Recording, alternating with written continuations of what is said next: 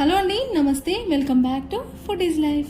ఈరోజు అయితే మన లంచ్ బాక్స్లోకి 5 మినిట్స్లో చకచకా అయిపోయే వెజిటబుల్ ఫ్రైడ్ రైస్ ఎలా ప్రిపేర్ చేసుకోవాలో చూసేద్దామా. ఫస్ట్ అయితే స్టవ్ మీద కడాయిని పెట్టుకుని అందులో 4 స్పూన్లు ఆయిల్ అయితే వేసుకోవాలి. ఆయిల్ కొంచెం ఎక్కువే పడుతుంది, తక్కువ అయితే వేసుకోవద్దు. తర్వాత ఇందులోకి 4-5 వెల్లుల్లిపాయ రెబ్బల్ని తీసుకుని తొక్క తీసేసి ఇలా కచ్చాపచ్చాగా దంచుకుని ఆయిల్లోకి వేసుకుని ఫ్రై చేసుకోవాలి. కాస్త ఫ్రై అయిన తర్వాత ఒక పెద్ద ఉల్లిపాయని ఇలా చిన్న చిన్న ముక్కలుగా కట్ చేసుకుని దాన్ని కూడా కడాయిలోకి వేసుకుని వేయించుకోవాలి. ఉల్లిపాయ అనేది ట్రాన్స్పరెంట్ కలర్లోకి మారేంత వరకు వేయించుకోవాలి. ఇలా వేయించుకుంటేనే టేస్ట్ బాగుంటుంది. తర్వాత సన్నగా కట్ చేసుకున్న 2-3 పచ్చిమిరపకాయలను కూడా తీసుకోవాలి. మీ టేస్ట్కి తగ్గట్టుగా చూసుకుని పచ్చిమిరపకాయలు అనేవి వేసుకోండి. మనం పచ్చికారం పొడికారం ఏవి వాడం కాబట్టి మనం ఇలా పచ్చిమిరపకాయలు తీసుకునేటప్పుడే చూసి తీసుకుంటే మనకి టేస్ట్ బ్యాలెన్స్ అవుతుంది అనమాట.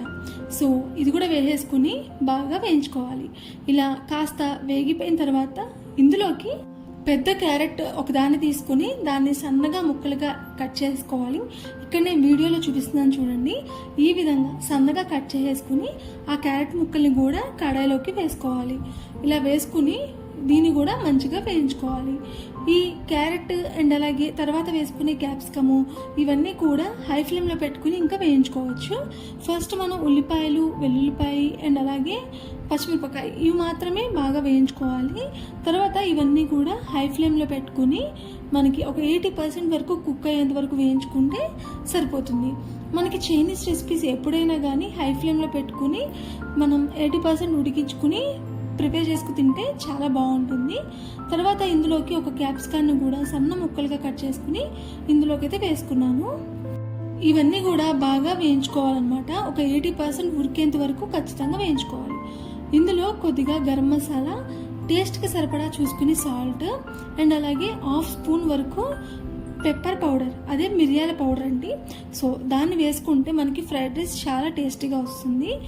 తర్వాత ఇందులోకి ఒక 1/2 చెంచా వరకు ధనియాల పౌడర్ కూడా వేసుకుని మళ్ళీ కూడా అంత బాగా కలిసేటట్టు కలుపుకోవాలి. ఇవన్నీ కూడా ఖచ్చితంగా ఒక 80% వరకు ఉడికించుకుంటే సరిపోతుంది. తర్వాత ఇందులోకి కొన్ని చిల్లీ ఫ్లేక్స్ని అయితే వేసుకున్నాను. ఇదైతే పూర్తిగా ఆప్షనల్. మనకేంటంటే టేస్ట్ బాగుంటుంది మధ్య మధ్యలో అని నేనైతే వేసుకున్నాను. ఇది కంపల్సరీ అయితే ఏం కాదు.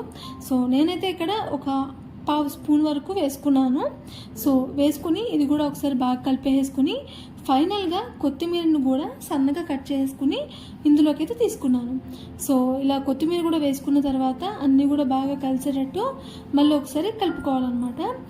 ఇలా కలుపుకున్న తర్వాత మనం ఆల్రెడీ 90% వరకు కుక్ చేసుకున్న రైస్ని ఇలా రైస్ని ఆల్రెడీ మనం కుక్ చేసుకున్నాము. తర్వాత ఇందులోకి అయితే వేసుకుంటున్నాను. ఇవన్నీ కూడా వేసుకుని బాగా కింద నుంచి పైకి మొత్తం కూడా బాగా కలుపుకోవాలి. మనకి రోడ్ సైడ్ బండి మీద అయితే మనకి కారంగా ఉంటుంది ఫ్రైడ్ రైస్, అంటే చూడడానికి కూడా ఎర్రగా ఉంటుంది.